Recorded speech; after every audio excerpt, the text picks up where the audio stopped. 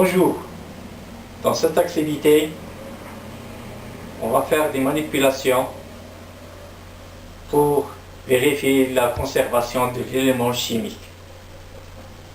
Comme ce qu'il a dit Lavoisier, rien ne se perd, rien ne se crée, tout se transforme. Donc, on va voir un cycle de transformation chimique dans l'élément chimique, le cuivre, elle va se conserver. Attention, il faut porter les éléments de protection.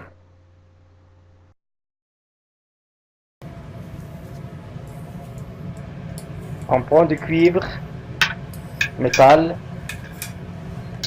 on le met dans un tube à essai et on ajoute de l'acide nitrique.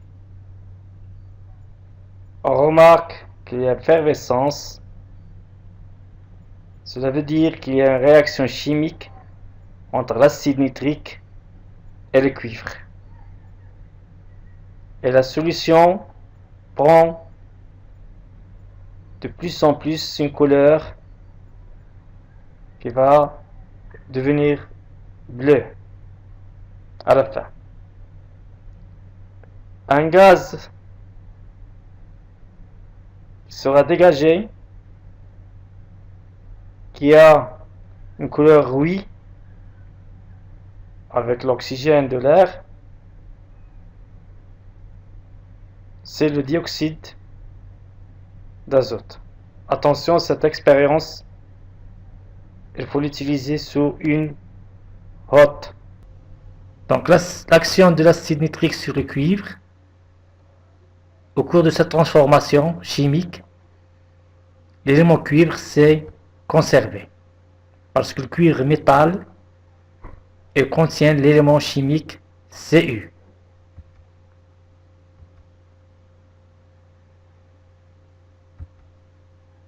Et la solution obtenue après l'action de l'acide nitrique sur le cuivre, elle contient les ions Cu2+, c'est-à-dire l'élément chimique c'est Cu. Donc, même s'il y a disparition de l'espèce chimique Cu, cuivre, métal, et apparition des ions Cu2+, l'élément chimique Cu s'est conservé. Dans cette manipulation, on va prendre un becher qui contient 50 ml de la solution de sulfate de cuivre 2 et on ajoute quelques millilitres de la solution aqueuse d'hydroxyde de sodium, c'est-à-dire les ions Na+ et HO-.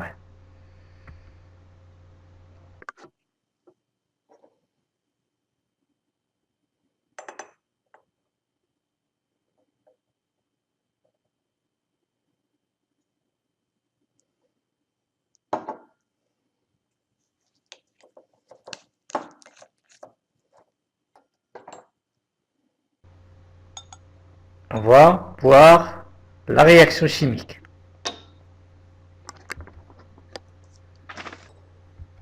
Au cours de cette transformation chimique, l'élément cuivre s'est conservé.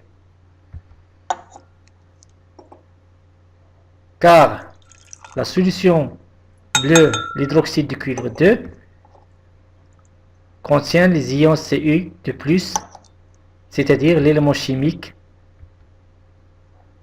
Cu.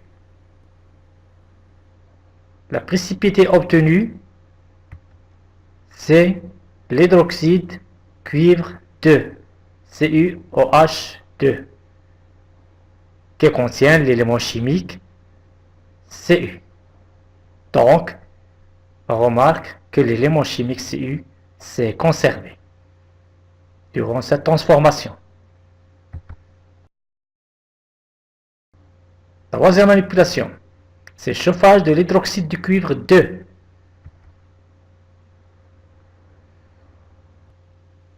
Mais attention, il faut porter des lunettes protection.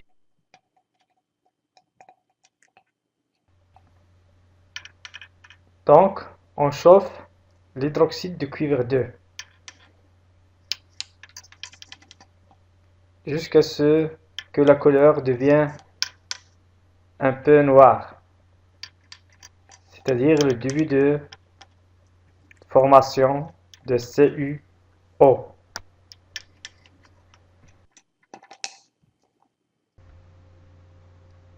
On obtient un dépôt noir, c'est l'oxyde de cuivre 2, CuO, qui contient l'élément chimique Cu. Quatrièmement, c'est l'action du carbone sur l'hydroxyde de cuivre de CuO. Manipulation. On mélange l'oxyde de cuivre avec du carbone dans le tube à essai. On remarque qu'il y a dégagement d'un gaz qu'on va le récupérer dans le deuxième tube à essai qui contient l'eau de chaux.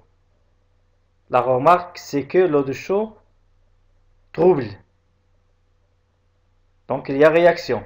Et dans le tube à essai, on commence à voir un dépôt rouge, c'est le cuivre, Cu. Au cours de ces différentes transformations chimiques, l'élément cuivre s'est conservé.